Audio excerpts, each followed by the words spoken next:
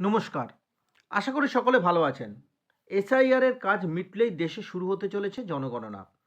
২টি দফায় হবে এই জনগণনা। ১৬ বছর পর শুরু হতে চলেছে ভারতে জনগণনার কাজ। জনগণনার কাজে কি কাগজ লাগবে আপনাদের? কি প্রশ্ন করতে পারেন গণনা আধিকারিক? এবারে ৩৫ রকমের প্রশ্ন আপনাদের করতে পারেন গণনা আধিকারিকগণ। কিভাবে হবে এই জনগণনা? পশ্চিমবঙ্গেই বা কবে থেকে শুরু হচ্ছে জনগণনা? এই সমস্ত বিষয় নিয়ে আজকে আলোচনা। চলুন শুরু করা যাক সময় নষ্ট না করে আজকের সম্পূর্ণ আলোচনা। ২০২৬ সালে ভারতের ১৬তম জনগণনার প্রথম ধাপ শুরু হবে, যা মূলত গৃহগণনা এবং ডিজিটাল পদ্ধতিতে পরিচালিত হবে এবং এটি ১লা এপ্রিল ২০২৬ থেকে শুরু হয়ে ২০২৭ সালের ফেব্রুয়ারি মাস পর্যন্ত চলবে। ৪ঠা ডিসেম্বর ২০২৫ কেন্দ্রীয় স্বরাষ্ট্র প্রতিমন্ত্রী ঘোষণা করেছেন। এটি ২০১১ সালের পর অনুষ্ঠিত হতে যাওয়া প্রথম জনগণনা, যা প্রায় ১৬ বছর ব্যবধানের পর অনুষ্ঠিত হচ্ছে এবং এতে বর্ণ গণনা অর্থাৎ কাস্ট ডাটা অন্তর্ভুক্ত করার সম্ভাবনা কিন্তু রয়েছে।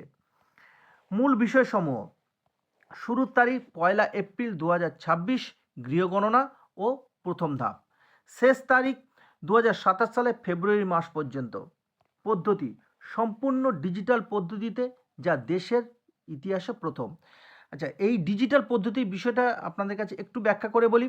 এখানে যারা গণনা আধিকারিক আছেন ওনাদের মোবাইল নিয়ে আসবেন এবং সেখানে ডিজিটাল পদ্ধতিতে অ্যাপের মাধ্যমে কিন্তু জনগণনাটি হবে।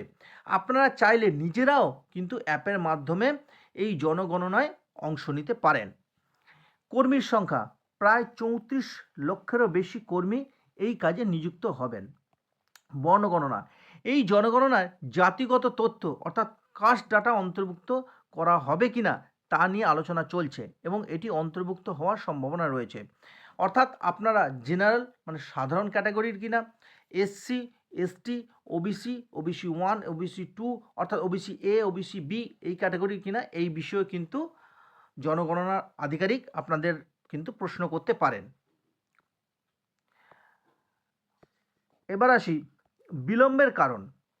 মূলত কোভিড-১৯ পরিস্থিতির কারণে ২০২১ সালের জনগণনা পিছিয়ে দেওয়া হয়। অর্থাৎ ২০২১ সালে হওয়ার কথা ছিল। ১০ বছর পর ২০১১ সালে জনগণনা হয়। তারপর ২০২১ সালে জনগণনা হওয়ার কথা ছিল, কিন্তু কোভিডের কারণে তা পিছিয়ে যায়। গুরুত্ব: এই জনগণনার মাধ্যমে জনসংখ্যার সঠিক চিত্র পাওয়া যাবে, যা বিভিন্ন সরকারি নীতি নির্ধারণে সাহায্য করবে। এটি হবে স্বাধীনতার পর ৮ম জনগণনা এবং ভারতের ইতিহাসে ১৬তম জনগণনা। ২০১১ সালের পর এই প্রথম এত বড় মাপের জনগণনা অনুষ্ঠিত হতে চলেছে, যা দেশের জন্য অত্যন্ত গুরুত্বপূর্ণ। এবার আসি যে ৩৫টি প্রশ্ন করতে পারেন জনগণনা আধিকারিক সেই বিষয়ে। এই প্রশ্নগুলি মূলত বাড়ি ও পরিবারের বিবরণ, সুযোগ সুবিধা এবং আর্থসামাজিক অবস্থার উপর ভিত্তি করে তৈরি, যার মধ্যে কিছু সম্ভাব্য বিষয় নিচে দেয়া হলো। অর্থাৎ দেখুন, ৩৫টি প্রশ্ন সঠিকভাবে বলা যায় না, তবে যে প্রশ্নগুলো হতে পারে বা যে বিষয়ের ওপর প্রশ্নগুলো হতে পারে এবং এই বিষয়ের ওপর যে তথ্য আছে সেগুলো কিন্তু আপনারা সংগ্রহ করে রাখবেন। যার মধ্যে একটু আমি বলি, ধরুন জন্ম বা মৃত্যুর প্রমাণপত্র যদি চায়, তাহলে জন্মের প্রমাণপত্র এবং মৃত্যু সার্টিফিকেট যেটা আছে সেটা কিন্তু আপনাদের কাছে রাখতে হবে। এই বিষয়টা কিন্তু একটু খেয়াল করবেন। এবার বাড়ির বিবরণ: বাড়ির ধরন কাঁচা না পাকা, অর্থাৎ মাটির বাড়ি না পাকার বাড়ি না ছাদ ঢালাই বাড়ি নাকি টিনের ছাদ দেওয়া, সমস্ত বিষয়গুলি যাই থাকুক না কেন আপনারা যেখানে বসবাস করেন সেই বিষয়টা কিন্তু জানতে চাওয়া হবে। অবস্থান, নম্বর, ছাদের উপাদান। এরপর সুবিধা: পানীয় জল, বিদ্যুৎ, শৌচাগার, গ্যাস, ইন্টারনেট সংযোগ আছে কিনা এই সম্বন্ধে কিন্তু জানা হবে। অর্থাৎ পানীয় জলের সংযোগ আপনাদের বাড়িতে আছে কিনা, বিদ্যুৎ আছে কিনা, শৌচাগার আছে কিনা, গ্যাস আছে কিনা, ইন্টারনেট কানেকশন আছে কিনা, এগুলো কিন্তু জানতে চাইবেন গণনা আধিকারিকগণ।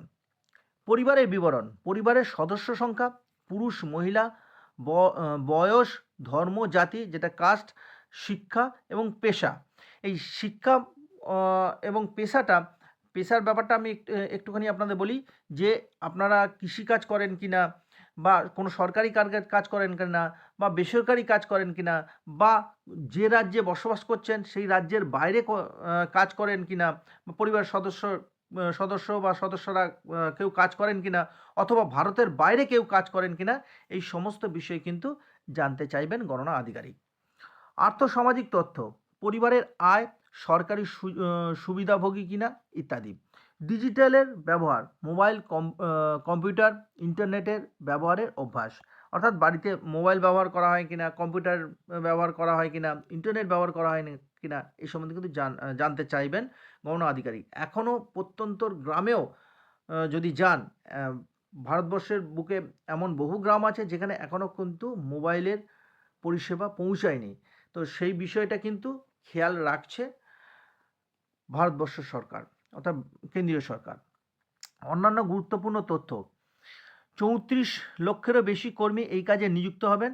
উদ্দেশ্য সঠিক নীতি প্রণয়ন ও পরিকল্পনার জন্য বিস্তারিত তথ্য সংগ্রহ করা। যাই হোক, আপনারা বুঝতে পারলেন যে জনগণনার ক্ষেত্রে যে 35 রকমের প্রশ্ন হতে পারে সে সম্পর্কে আপনাদের তথ্য দিলাম। এইরকম তথ্য পেতে অবশ্যই চ্যানেলটিকে সাবস্ক্রাইব করে সঙ্গে থাকতে ভুলবেন না। সকলে ভালো থাকবেন, সুস্থ থাকবেন, সঙ্গে থাকবেন।